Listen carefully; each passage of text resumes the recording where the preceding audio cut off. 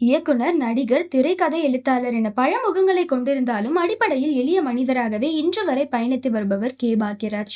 அவருடைய சினிமா பயணம், கனவுகளும் நம்பிக்கையும் இருந்தால் எந்த சாதாரண மனிதனும் சாதிக்க முடியும் என்பதற்கான உயிருள்ள சாட்சியாக திகழ்கிறது. எனக்கு இன்னும் 15-20 வருடம் தான் சினிமாவில் இருந்த மாதிரி இருக்கு என்று புன்னகையோடு சொல்லி இருக்கிறார் பாக்யராஜ். ஆனால் உண்மையில் அவர் தமிழ் சினிமாவில் காலடி எடுத்து வைத்து இன்று 50 ஆண்டுகள் ஆகிறது. பாரதி ராஜா இயக்கிய 16 வயது நிலை திரைப்படத்தில் ஒரு ஜூனியர் ஆர்டிஸ்டாக தொடங்கியதுதான் பாக்யராஜின் சினிமா வாழ்க்கை. நடிகனாக மட்டுமல்லாமல் எழுத்தாளராகவும் பாக்யராஜ் தனது தனித்துவத்தை ஆரம்பத்திலேயே நிரூபித்தார். சுவரில்லாத சித்திரங்கள் மூலம் இயக்குனராக அறிமுகமான பாக்யராஜ் திரைக்கதையே ஒரு படத்தின் உண்மையான ஹீரோ என்பதை நிரூபித்தார்.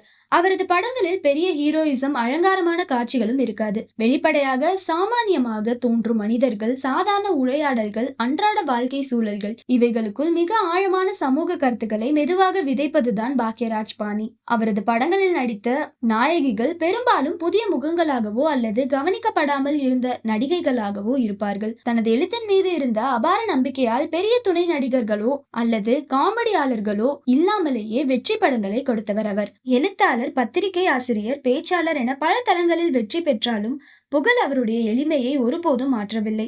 அவரது வாழ்க்கையின் மிகப்பெரிய சாதனை விருதுகளோ அல்லது வசூல் சாதனைகளோ அல்ல, இன்று வரை ஒரு சாதாரண மனிதராகவே வாழ்ந்து வருவதுதான். தமிழ் சினிமாவுக்கு 50 ஆண்டுகள் சிந்தனை, சிரிப்பு, சமூக உணர்வு ஆகியவற்றை வழங்கிய பெருமை கே. பாக்யராஜ் அவர்களுக்கு. இவரை பத்தி நீங்க என்ன நினைக்கிறீங்கன்னு கமெண்ட்ல சொல்லுங்க. லைக் பண்ணுங்க, ஷேர் பண்ணுங்க அண்ட் மறக்காம சப்ஸ்கிரைப் பண்ணிக்கோங்க.